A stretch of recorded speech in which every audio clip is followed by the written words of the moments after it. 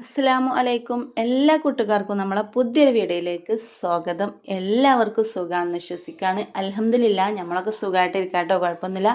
അതേപോലെ നിങ്ങളും സന്തോഷമായി ഇരിക്കട്ടെ എന്ന് അള്ളാഹിനോട് ഞാൻ ആത്മാർത്ഥമായിട്ട് പ്രാർത്ഥിക്കുകയാണ്.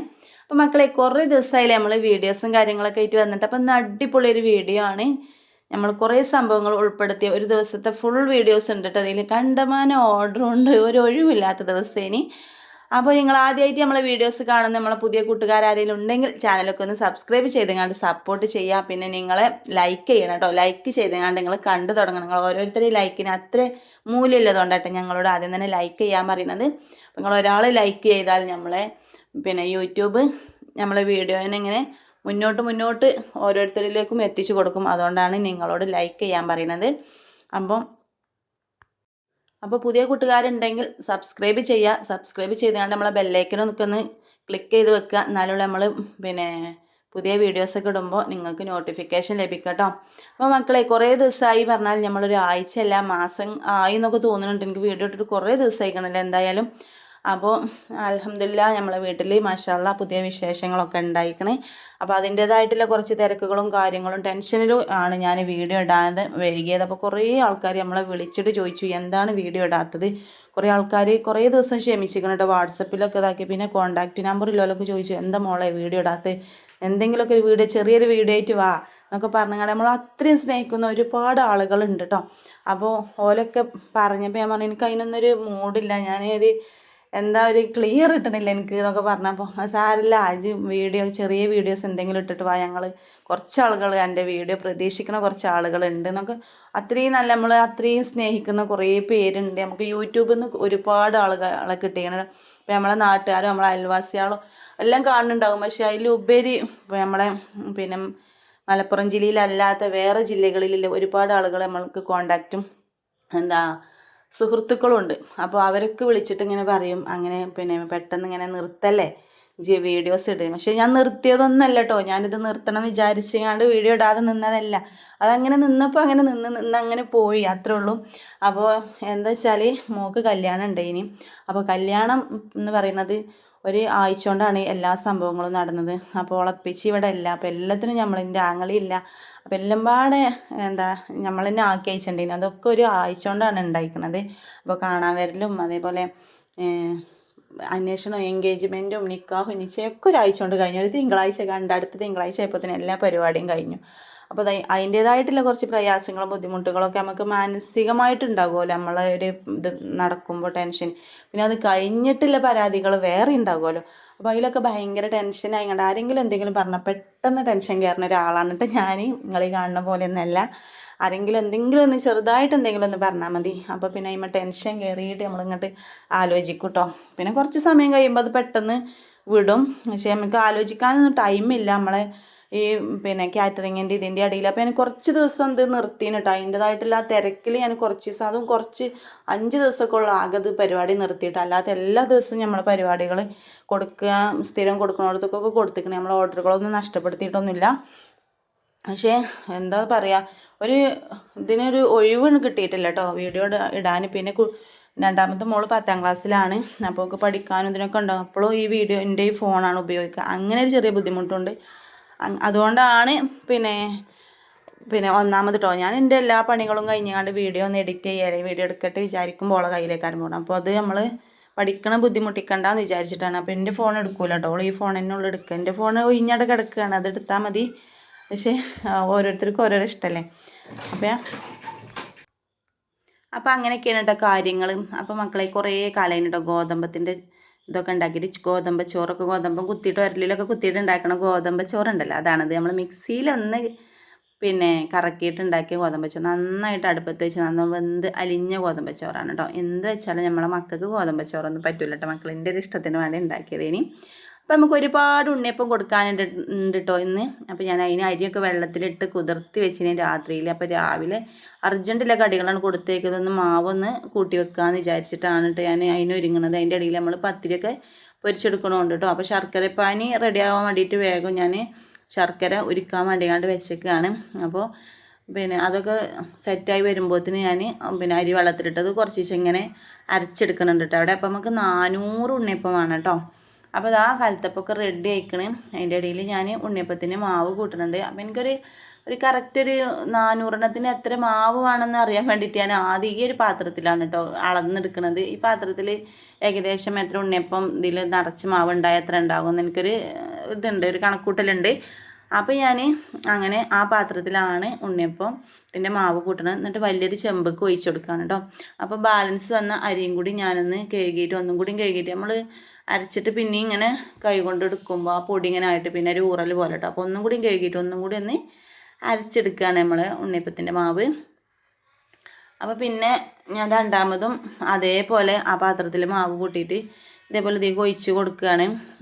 പിന്നെ 2 പാത്രം നിറച്ചൊഴിച്ചു കൊടുത്തു. അപ്പോൾ എനിക്ക് തോന്നി ഇത് 400 ഉണ്ടാകില്ല, കുറച്ചും കൂടി വേണം. അപ്പോൾ അരി വെള്ളത്തിലിട്ട് കഴിഞ്ഞിരിക്കണം. ഉച്ചയ്ക്ക് ശേഷം കൊടുക്കാനാണ്, രാവിലെ തന്നെ മാവ് കൂട്ടിയേക്കാന്ന് മാത്രം. അപ്പോൾ ഞാൻ കുറച്ചും കൂടി അരി വെള്ളത്തിലിട്ടിട്ടുണ്ട് കേട്ടോ. അതേപോലെ മൈസൂർ പഴമൊക്കെ ചേർക്കണമല്ലോ, അതൊക്കെ ലാസ്റ്റാണ് കേട്ടോ, ചുടണേൻ്റെ കുറച്ച് മുമ്പാണ് ചേർക്കുന്നത്. അല്ലെങ്കിൽ പിന്നെ പെട്ടെന്ന് പുളിയാവുമല്ലോ. മൈസൂർ പഴം നേരത്തെ തന്നെ ചേർത്താൽ പെട്ടെന്ന് പുളിക്കാൻ ചാൻസ് ഉണ്ട് നമ്മളെ മാവ്.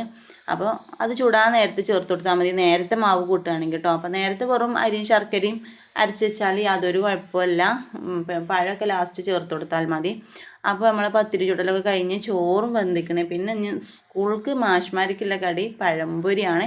അപ്പോൾ അതിൻ്റെ മാവ് ഞാൻ രാത്രിയിൽ മാവ് കൂട്ടി വെച്ചിട്ടാണ് കിടന്നിരുന്നത്. അപ്പോൾ മാവൊക്കെ സെറ്റായിട്ടുണ്ട്. ഇനി പഴമൊക്കെ ഒന്ന് കട്ട് ചെയ്തുകൊണ്ട് റെഡിയാക്കി എടുത്താൽ മതി. അപ്പോൾ നന്നായിട്ട് പഴുത്ത പഴമാണ് പഴംപൊരിക്ക് നല്ല ടേസ്റ്റ് ഉണ്ടാവുക.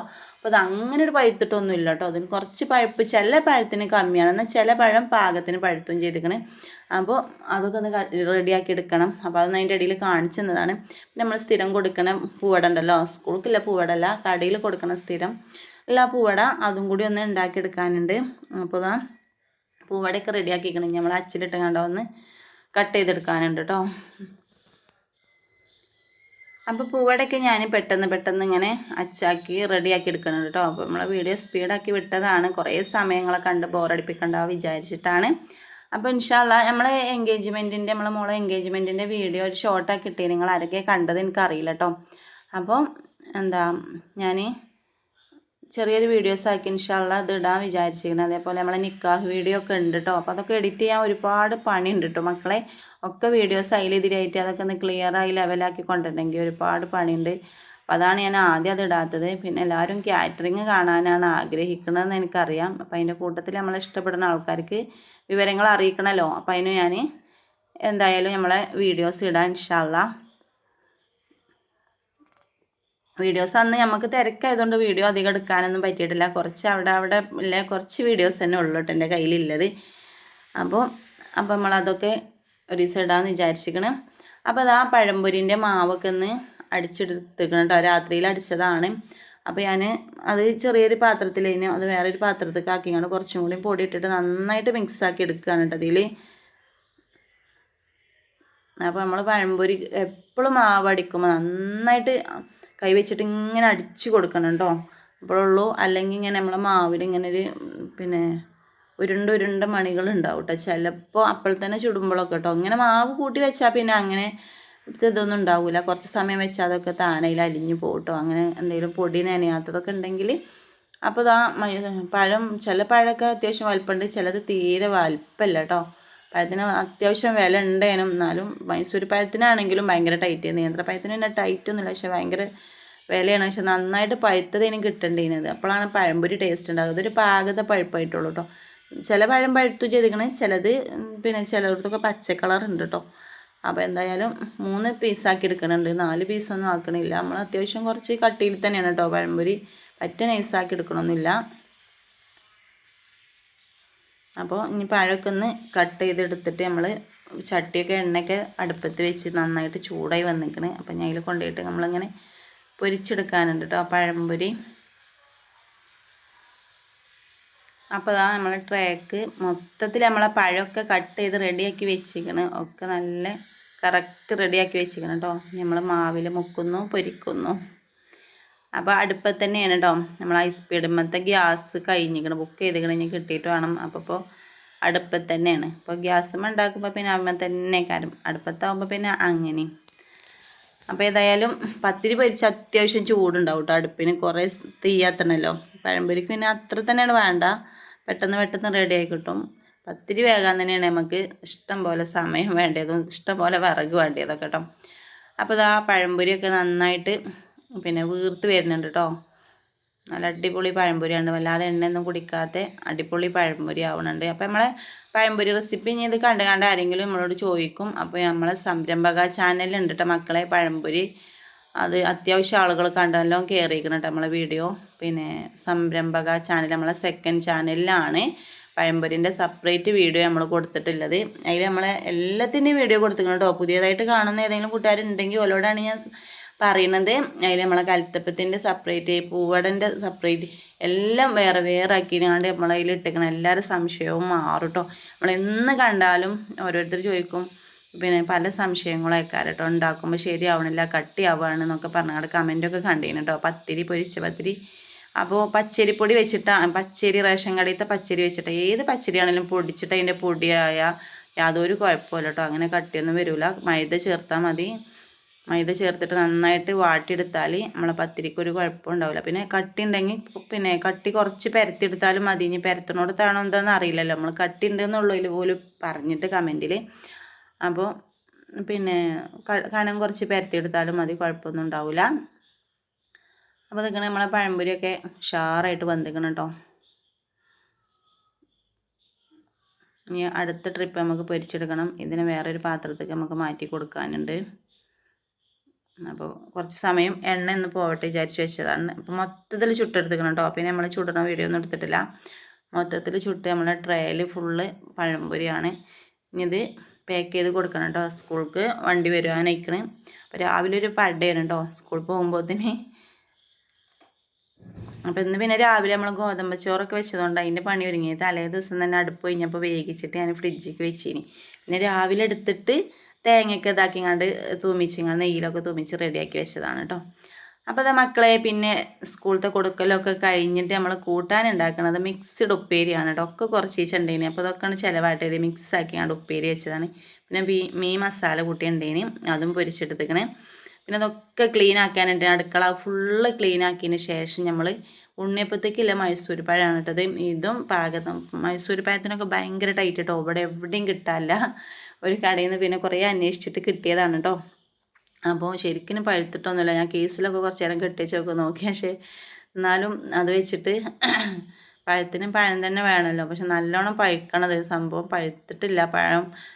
പഴുപ്പ് കുറവാണ്. അപ്പം അതൊക്കെ വെച്ചിട്ട് അടിച്ചെടുക്കുകയാണ് ഞാൻ. അപ്പോൾ കുറേ വേറെ ചീർപ്പം വന്ന് എടുത്ത് നോക്കും. അതിമത്തെ വൈത്തക്കണം ഒക്കെ സെയിം ഒരു കൊലമത്ത തന്നെയാണ്. എന്നാലും നമുക്ക് തോന്നുകയാണ്. അപ്പോൾ അതും കൂടിയും ഒന്ന് അടിച്ചെടുക്കുന്നുണ്ട് നമ്മൾ ഉണ്ണിയപ്പത്തേക്ക് ഒഴിച്ചു കൊടുക്കാൻ വേണ്ടിയിട്ട് കേട്ടോ. അപ്പോൾ 2 കിലോ മൈസൂർ പഴമാണ് കേട്ടോ ഞാൻ വാങ്ങിക്കുന്നത്. 400 ഉണ്ണിയപ്പം ഉണ്ടല്ലോ. പിന്നെ ഈ ഉണ്ണിയപ്പം എന്ന് പറഞ്ഞാൽ അപ്പം തന്നെ കഴിക്കാനുള്ളൊരു ഉണ്ണിയപ്പമാണ്. വൈകുന്നേരത്തെ ഒരു പരിപാടിക്ക് കൊണ്ടുപോകാനുള്ള ഉണ്ണിയപ്പമാണ് കേട്ടോ. അപ്പം നമ്മൾ പിന്നെ കൊടുത്തേക്കുമ്പോഴും അതേപോലെ 2 ദിവസം കടയിലൊക്കെ വെക്കുമ്പോഴാണ് നമ്മൾ പഴം കുറച്ച് ചേർക്കേണ്ടത്. നമുക്ക് അപ്പൊക്കെ അപ്പളെ കഴിക്കാനാണെങ്കിൽ പഴം കൂടിയാൽ നല്ല ടേസ്റ്റ് ഉണ്ടാവുള്ളൂ കേട്ടോ. നല്ല സോഫ്റ്റും നല്ല ടേസ്റ്റും ഉണ്ടാവും. അപ്പോൾ പിന്നെ കൂടിപ്പോകുന്നില്ലേ പേടിയൊന്നും വേണ്ട. നമ്മൾ വീട്ടിലത്തെ ആവശ്യത്തിന് അപ്പളെ കഴിക്കാനാണെങ്കിൽ പഴമൊക്കെ അത്യാവശ്യം ചേർക്കുക കേട്ടോ ഉണ്ടാക്കണോല്.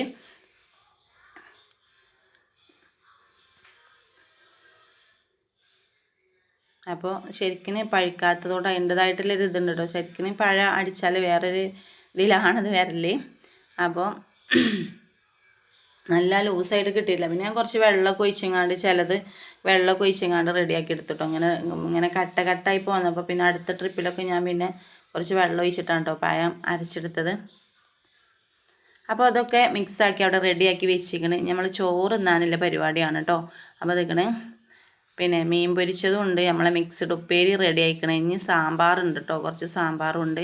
അപ്പോൾ സാമ്പാർ തലേ ദിവസത്തെ ഫ്രിഡ്ജിൽ വെച്ചതേന് അതാണ് കേട്ടോ. അപ്പോൾ ഒക്കെപ്പാട് ഉണ്ടാക്കാനുള്ള ടൈമില്ലേന് കേട്ടോ. ഒരുപാട് ഓർഡർ ഉണ്ടായതുകൊണ്ട് ഒക്കെ ഒരു ദിവസം തന്നെ ആയതുകൊണ്ട് ഇത് പിന്നെ ഉണ്ണിയപ്പം ചുട്ടെടുക്കാൻ കുറേ സമയം എടുക്കും കേട്ടോ. അപ്പോൾ കുറേ സമയം വേണം അത് ചുട്ടെടുക്കാൻ വേണ്ടി. അപ്പോൾ നമ്മൾ ചോറ് കഴിച്ച് നിസ്കാരമൊക്കെ കഴിഞ്ഞിട്ട് പിന്നെ അത് ചുടുന്നത് കേട്ടോ. അപ്പോൾ കുളിക്കണീൻ്റെ മുമ്പ് പഴം അതൊക്കെ അടിച്ചുകൊണ്ട് അടുക്കള തുടക്കണതിന് മുമ്പ് അവിടെ നിന്ന് വൃത്തിയാക്കിയതേന് കേട്ടോ. അപ്പോൾ മധുരം കുറച്ച് കുറവാണ് തോന്നിയപ്പോൾ ഞാൻ വീണ്ടും കുറച്ച് ശർക്കര പിന്നെ ആദ്യം ഉള്ളത് ഞാൻ തിളപ്പിച്ചേക്കേന് കേട്ടോ.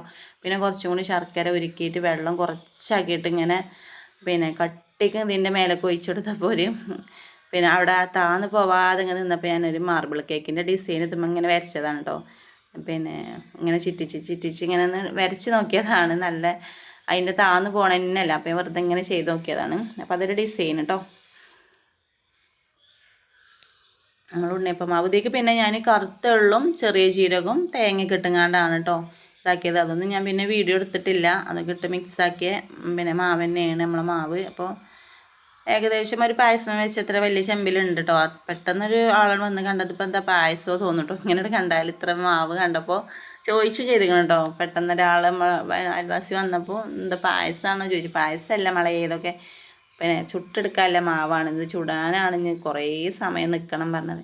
അപ്പോൾ ഞാൻ അടുപ്പത്ത് തീ മുട്ടിയിട്ട് ഗ്യാസിലും അടുപ്പിലും പാടെയാണ് കേട്ടോ ചുട്ടെടുക്കണത്. അടുപ്പിൽ നമ്മളെ ചട്ടി വെച്ചിട്ട് അങ്ങനെ ആവണ ഷേപ്പ് പിടിച്ചിട്ട് ഇതിൽ കൊണ്ടുവന്ന് അങ്ങനെ ഇടുക. അപ്പോൾ അത് ആ മാവൊക്കെ നന്നായിട്ട് സെറ്റായി നല്ല മാവായി കിട്ടിയേക്കണ്. പഴം ചേർത്താൽ പിന്നെ ഉഷാറാവും കേട്ടോ നമ്മളെ മാവ്. അപ്പോൾ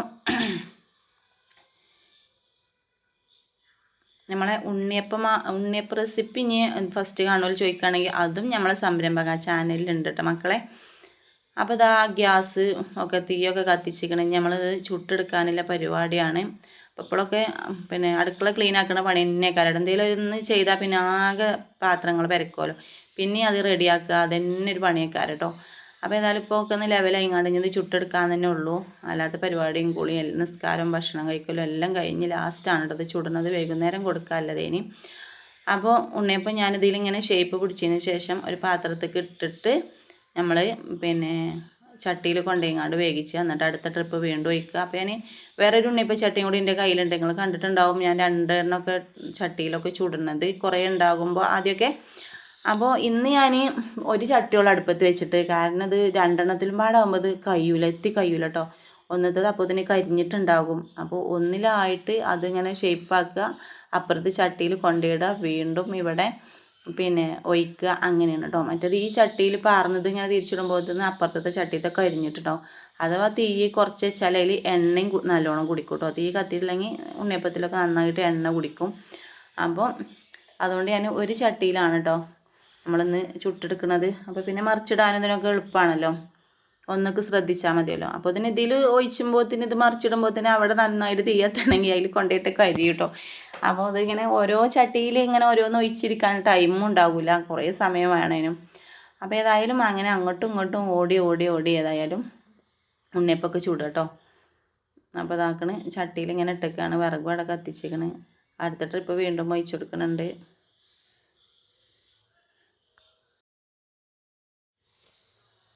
ഞാൻ ചുടുന്നത് ഇവിടെ പിന്നെ ന്യൂസ് പേപ്പർ വിരിച്ചിട്ടാണ് കേട്ടോ പിന്നെ വെച്ചിരിക്കുന്നത്. ബട്ടർ പേപ്പർ, ഒരു പ്ലാസ്റ്റിക് മോഡലിൽ ബട്ടർ പേപ്പറാണ് കിട്ടിയിരിക്കുന്നത്. അപ്പോൾ അത് വെച്ചാൽ ഇത് എണ്ണ പോയി കിട്ടൂല കേട്ടോ.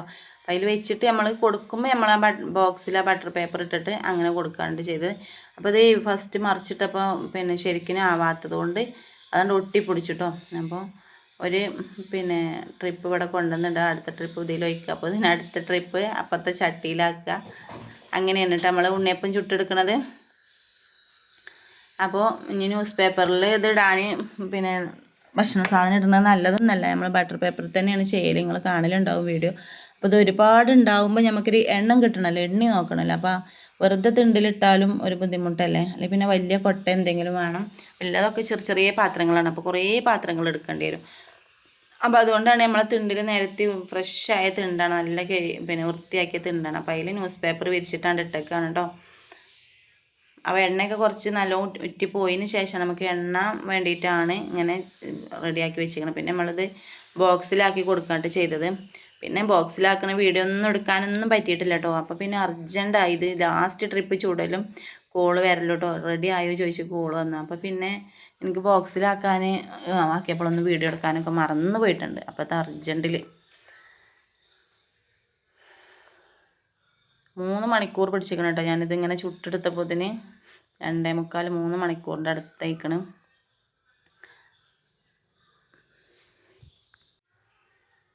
ഇപ്പം നമ്മൾ ഒരുപാട് ഉണ്ണിയപ്പം ചുട്ട് കഴിഞ്ഞു കേട്ടോ. അത്യാവശ്യം ചുട്ട് മാവൊക്കെ തീരാറായിക്കണ്. അപ്പം ഇനി ഇത് എണ്ണി നോക്കണം കേട്ടോ. അതിൻ്റെ ഇടയിലൊന്ന് എണ്ണിച്ചിക്കണം കേട്ടോ മക്കളെ കൊണ്ട്. അപ്പോൾ ഏകദേശം ഒരു രൂപം കിട്ടി. അപ്പം പിന്നെ ഞാൻ വിചാരിച്ചു ഇനി തികഞ്ഞിട്ടില്ലെങ്കിൽ ഇനി പിന്നെ അങ്ങനെ കൊടുക്കുക വിചാരിച്ചു കേട്ടോ. കുറച്ചൊക്കെ ഉള്ളതിൽ കമ്മി ഉണ്ടാകുക വിചാരിച്ചു. അപ്പോൾ ഏതായാലും തികഞ്ഞിട്ട മക്കളെ. നമ്മളെ മാവ് ഏകദേശം ഒരു കറക്റ്റിന് 20 പിന്നെ ഉണ്ണിയപ്പം എക്സ്ട്രാ ഉണ്ടായിന് കേട്ടോ, 20 എക്സ്ട്രാ ഉണ്ടായിന്. അപ്പോൾ അതൊക്കെ പിന്നെ ലാസ്റ്റ് ട്രിപ്പ് നമ്മളിങ്ങനെ ചുട്ടുകൊണ്ട് നിൽക്കുകയാണ്. കുറച്ചും കൂടി മാവുള്ളൂ കേട്ടോ ഇനി ചുട്ടെടുക്കാൻ വേണ്ടിയിട്ട്. ബാക്കിയൊക്കെ ചുട്ട് കഴിഞ്ഞിരിക്കണതാ, കുറച്ചുള്ളൂ ഇനി ഇതിൽ ചുട്ടെടുക്കാൻ. അപ്പോൾ 20 ആണ് കേട്ടോ എക്സ്ട്രാ ഉണ്ടായിരുന്നത്. അപ്പോൾ അതിൽ നമ്മൾ ആ കരിഞ്ഞതും കളർ കുറച്ച് മാറിയതൊക്കെ ഉണ്ട് ഒഴിവാക്കിയപ്പോൾ നല്ല ഫ്രഷ് തന്നെ നല്ല തന്നെ കിട്ടിക്കണം കേട്ടോ 400 അപ്പോൾ ഇത്രയാണ്. പിന്നെ ഞാൻ ബോക്സിലാക്കണമെന്നും വീഡിയോ എടുത്തിട്ടില്ല. ഇത്രേ ഉള്ളൂ നമ്മൾ ഇന്നത്തെ വീഡിയോ. പിന്നെ ഒരു സ്പൈഡർമാൻ്റെ കേക്കാണ് കേട്ടോ ഉണ്ടായിരുന്നത്. അപ്പോൾ കേക്ക് ഉണ്ടാക്കുന്ന വീഡിയോ ഒന്നും ഞാൻ എടുത്തിട്ടില്ല, ലാസ്റ്റ് അതിൻ്റെ ഫോട്ടോസ് മാത്രമാണ്. അപ്പോൾ നിങ്ങൾക്ക് വീഡിയോ ഇഷ്ടപ്പെട്ടിരിക്കണമെങ്കിൽ ലൈക്ക് ചെയ്യാനും ഷെയർ ചെയ്യാനും സബ്സ്ക്രൈബ് ചെയ്യാനും മറക്കരുത് കേട്ടോ. പുതിയൊരു വീഡിയോയിൽ കാണുന്നത് വരെ അസ്സലാമു അലൈക്കും. Thank you for watching.